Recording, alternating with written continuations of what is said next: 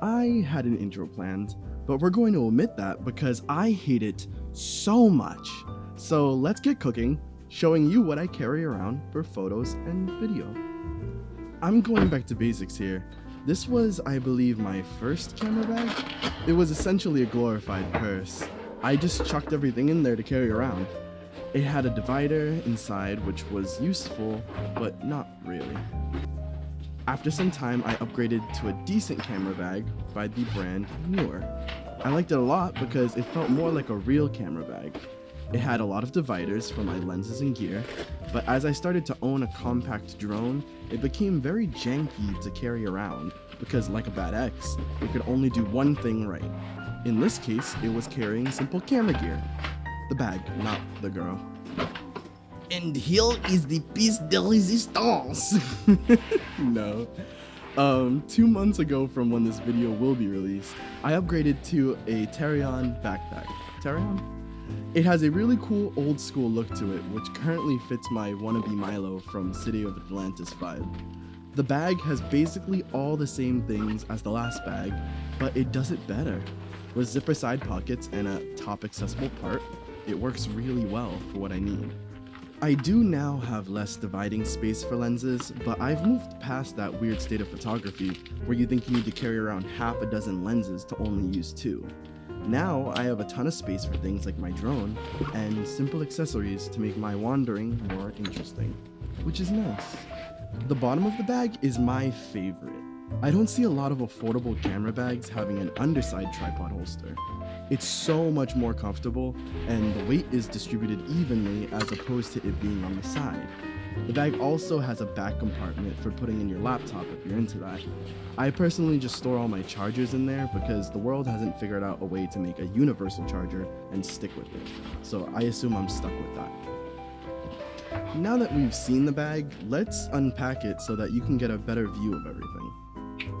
So, with a little bit of magic and 30 seconds to edit a jump cut, let's get started with my camera. I currently use a Canon 800D, which is called the T7i for us in the States.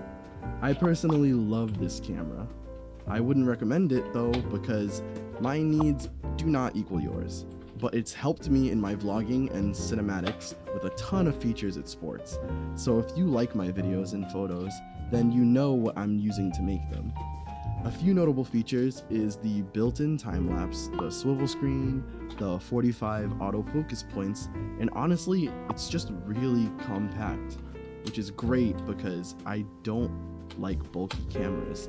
I don't like carrying heavy things, and it just reduces the amount of weight I have to bring on me. For audio, I pair my camera with a Rode VideoMic Pro with a dead cat on top. That's the wind filter that looks like a dead cat. I love it for getting very clean audio, but unfortunately, it feels a bit too clunky on top of my camera. So I'm looking into a more compact, but just as powerful mic setup. So if you know one, let me know. This is what you really wanted, right?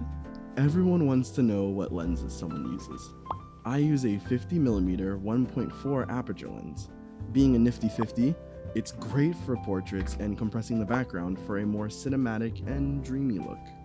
Don't be fooled though, because it doesn't do well in tight spaces, so you're out of luck if you need that. But that's why I also pair it with a 24mm 2.8 aperture lens. It's basically the opposite.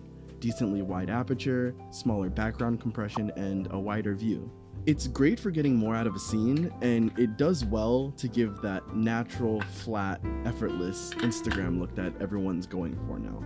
Both are prime lenses, which means no zoom, so you kinda have to move a bit if you want to get the shots you'll be happy with.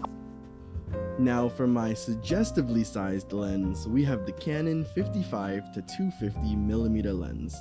It's a shower and a grower. For obvious reasons, it's great for getting distant objects. I don't use it as much as I should, but when I do need a quick snipe of a good composition from a hard to close distance, it's my old reliable. So I actually don't have a lot of information on this next mysterious lens. I got it as a gift from an old boss, and it's simply a wide-angle lens. I've used it here and there, but I haven't yet mastered what to do with it, so when I do, I'll share it with you. This is my variable neutral density filter. I'm currently under a blanket and can't be bothered to walk 5 paces to get the brand name, so I'll make future Curtis have to deal with that in graphics. ND filters are simply sunglasses for your lenses, and being variable means that it can change how good it is at that. I have a DIY paired with a compressible lens hood.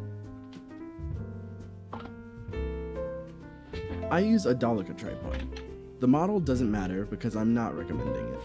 I have other types, but I take this around because it's affordably replaceable and can take a beating. Plus, it's lightweight. The mounts I use on it are ball heads because 360 rotations of the camera are what I need. Thanks to all the people who are still watching because I would have clicked away at this point. But since we're still here, let's talk about my drone. I now use the DJI Mavic Air. There's so much to say about this drone, so I'm just going to praise the one feature I enjoy the most. It's compact. Yup, that's it. The type of gear you have means nothing if you can't easily bring it around, because you'll eventually start leaving it at home. So having this drone light, collapsible, and frankly a workhorse is amazing. Not sponsored, just saying. So now that we've gone over all the cool stuff, let's go over the more boring stuff, but we'll speed it up a bit. I have a bag for protecting my backpack during the rain, and it's cool because it came with a backpack, so that's nice. I have hot hands because it gets dummy cold during the winter time. I have an electric lighter for committing arson. That was a joke, it's just for starting fires, small campfires. Batteries and battery chargers because you can never have too much of that. An extra drone battery because 20 minutes of flight time is definitely not enough. A GoPro battery and a cover because I detach that to plug in my Rode mic sometimes. A memory card case for that extra layer of protection. An obnoxiously sized drone charger because DJI thought that would be fun. This is my battery grip for my camera, which has a bottom shutter button for easy portrait or vertical shots. It also holds 2 batteries for longer use between changing them. It's paired with a wrist strap that Claude gave me, since putting down my camera isn't always an option when we're on the move, so I can just let it dangle. Oh god. One of the things I couldn't show since I'm using it to record is the GoPro Hero 7 Black. I have a mouth mount on it because I use it to get a lot more involved shots between climbing things and moving around. I can't do that without risking destroying my main camera, so it's a great thing to have on the side. My GoPro handles the action, my Mavic handles the sky shots, and my 800D handles the cinematic stuff. Whew, I'm beat. Well, thanks for coming. I did not think we'd last that long, and I hope you now have a better idea of what I'm packing in the winter. I'll see you guys in the next one. Take care of yourself. Peace.